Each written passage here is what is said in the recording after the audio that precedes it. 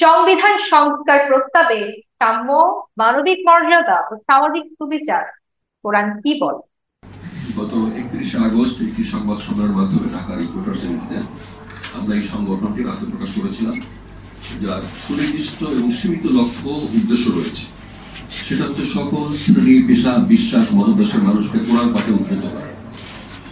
খুবই সীমিত এবং সুনির্দিষ্ট লক্ষ্যমাত্রা যে আমরা চাই এই বাংলা জনগোষ্ঠীতে যারা আছে, বাংলা ভাষাভাষী জনগোষ্ঠীর মধ্যে যারা আছে, তারা যেন মাতৃভাষায় বুঝে বুঝে কোরআনটা পড়ে। সম্মানিত উপস্থিতি, সালাম আলাইকুম। আমরা কথা বলছি আমাদের সংবিধান এবং মহান সৃষ্টিকর্তা আল্লাহ তাআলার সংবিধান। আমাদের সংবিধান দিয়ে আমাদের দেশ চলে। সংবিধানের মূল মন্ত্র নির্ধারণের জন্য এটা সুপারিশ করা হয়েছে। সুপারিশ করেছে সংবিধান সংস্কার কমিশন। আর আমাদের আলোচনার বিষয় হলো সাম্য, মানবিক মর্যাদা ও সামাজিক সুবিচার। এ ব্যাপারে কোরআন কি বলে? আল কোরআনের আয়াত ইঙ্গিত দেয় যে এটি একটি পরিপূর্ণ জীবন বিধান, এটি একটি পরিপূর্ণ জীবন ব্যবস্থা।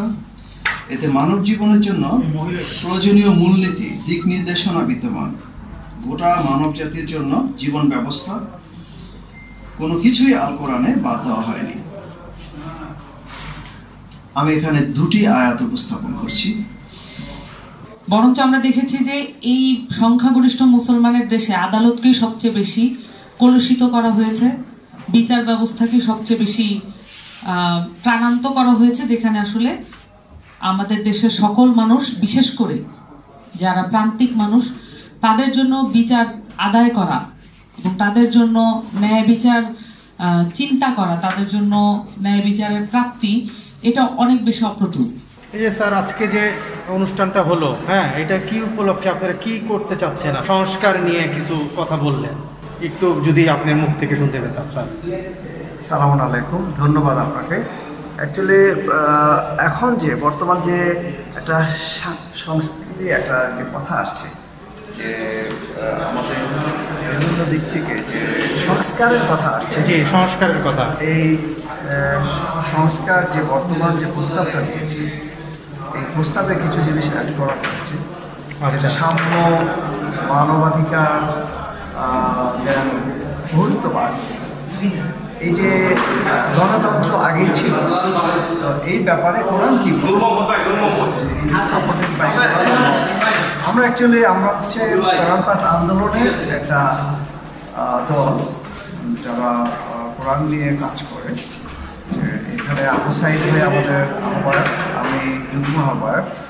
তো আমাদের কোরআন পাঠ আন্দোলনের পক্ষ থেকে এই ব্যাপারে অ্যাকচুয়ালি এই জিনিসটাকে কোরআন কিভাবে সাপোর্ট করতেছে, is it according to the Quran, it is okay or not, জি, এই জিনিসটাকে অ্যাকচুয়ালি দাঁড় করানো হচ্ছিল আমাদের আচ্ছা কাজ। আমরা এখানে কোরআনের প্রায় 109টারও বেশি আয়াতের রেফারেন্স দিয়েছি যে কোরআনও এই কথা বলে, সাম্যের কথা বলে, কোরআন মানবাধিকারের কথা বলে। জি, এখন কি স্যার এগুলো নিয়ে আপনারা সংস্কারের দিকে যাচ্ছেন? সংস্কারের দিকে, ন্যায় বিচারের কথা বলে। আমরা মেনলি ন্যায় বিচার, দেন মানবাধিকার, দেন আপনার সাম্য, এই তিনটা বিষয় নিয়ে আমরা অ্যাকচুয়ালি আলোচনা করেছি। মেনলি আমাদের উদ্দেশ্যটা আর কি, যে এটা কোরআন অনুযায়ী কতটুকু মিল রয়েছে। যে কারণ আল্লাহর সংবিধান হচ্ছে কোরআন, আর মানুষের সংবিধান যেটা প্রস্তাবিত করা হয়েছে, এই জিনিসটাই আমরা জাস্ট বুঝাতে চেয়েছি। এখন বিভিন্ন বক্তাগণ বিভিন্নভাবে অনেকে কোরআন নিয়েই আলোচনা করেছে।